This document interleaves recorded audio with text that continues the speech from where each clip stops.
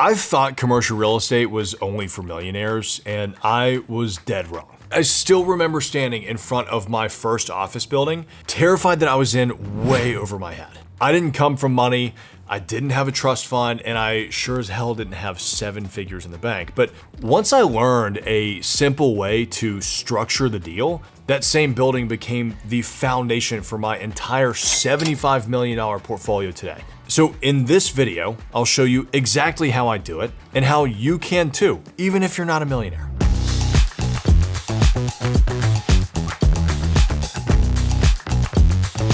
Most people think commercial real estate is just for the rich. Private equity firms, legacy developers, guys with deep pockets and connections. But here's the truth that no one really talks about.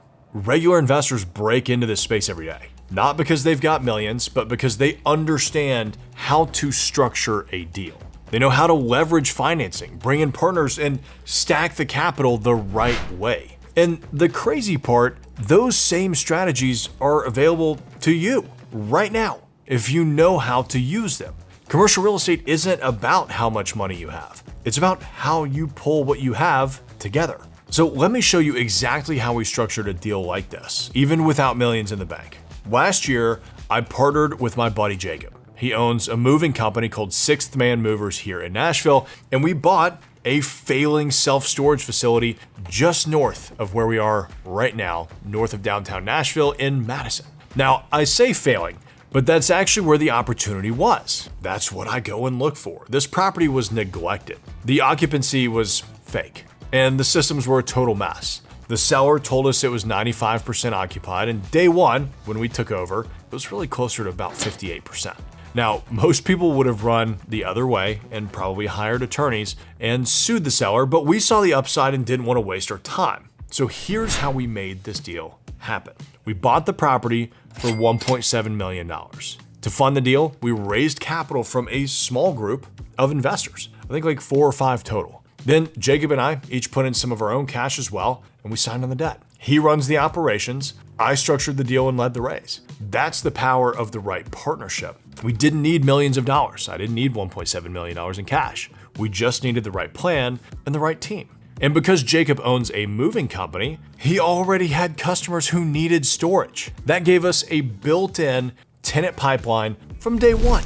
That's the hack. Instead of treating this like a passive investment and hiring third-party management, we created a vertical integration play that really unlocked way more value. All we had to do was run it better. Answer the phones, so small. Respond to maintenance calls, not that much work. Lease vacant units, I know, mind-blowing. No major renovations, no big construction budget, just fix the operations. So in the first 90 days, Jacob signed 7 new tenants and got us back to break even at above market rates. Today, it's almost completely occupied, all from existing demand that his team was already working with. So that's how you take a property and turn it into a performing asset without overpaying or overbuilding or really just overcomplicating the entire deal. So now let's talk about how we actually financed it, because this is where I see a lot of beginners get stuck when they're going through the process for the first time. We didn't just walk in and write a $1.7 million check, right? I didn't just go out and raise all of that money from investors. We built a capital stack that made the deal work and really minimized how much of our own cash that we had to put into the deal. So here's how it looked. A bank loan, about 75% of the purchase price, so roughly $1.275 million. Investor capital was just about over $450,000, and Jacob and I put a little bit of our own cash alongside our investors. That covered the down payment, the closing costs, and gave us some healthy reserves for the first year, which was critical because I knew that there would be a rough takeover period. Now, we didn't budget for any major renovations or CapEx. Why? Well, there wasn't any that was needed. The play here wasn't a physical rehab, it was operational. The facility was underperforming, not because the building was in poor shape, but just because nobody was managing it. Literally, the previous owner wouldn't answer the damn phone. So instead of spending $300,000 on upgrades, we raised just enough to cover the purchase, right? Build us a little runway and start fixing the operations from day one. Now, that's the kind of structure that works when you don't have millions just sitting there in the bank. You raise only what you need, you keep it super, super lean. It's a startup, right? And you focus on execution. And by the way, we still own 100% of the upside. Because we structured it with a small investor group and handled the operations ourselves, we didn't give away all of this equity to a management company or a big investment partner. That means when we increase occupancy and NOI, which we will, all of that value flows back to us and to our investors. That's the power of knowing how to stack the right capital and structure your deal right. So why did this deal work, even though the property was an absolute mess? Simple, the fundamentals were solid. First, the location. We're in Madison, just 12 minutes north of downtown Nashville and about 2 blocks north of my Madison Square development. That submarket is turning around fast, and we're already seeing big development projects all around us. Second, we bought based on what the property was actually doing, not on what the broker told us. Yes, the rent was clearly inflated, and yes, the occupancy was fake. But we underwrote assuming we'd lose about 20 to 30% of the tenants anyway, and we did. But because we planned for that, it didn't tank the deal. We had reserves, we had a plan, and most importantly, we had a partner who could fill it fast. Third, our strategy was pretty simple. Don't overbuild, don't overpromise, just run it better. We didn't touch the buildings. We didn't paint. We didn't repave. We didn't even pour any concrete. All we had to do was take over the phones, respond to our existing and potential customers, and really just reestablish trust that we delivered. That alone pushed us back to break even within 90 days of acquiring this property. And the truth is, we just didn't need a value add budget. The value was the operations. And once we realized how much underutilized land was sitting on the property, we knew we had even more potential upside built in. Keep that in mind when you're acquiring properties. How can you expand? We're already planning to add 30 to 40 new units using shipping containers or prefabricated buildings without touching the original footprint. So that one move alone could increase our net operating income by over $40,000 a year and add over $500,000 in value at a modest cap rate, all from just running the numbers and knowing which levers to pull in the deal. So if you're sitting there thinking, man, I would love to do a deal like that, but I have no idea where to start, here's exactly what I would recommend.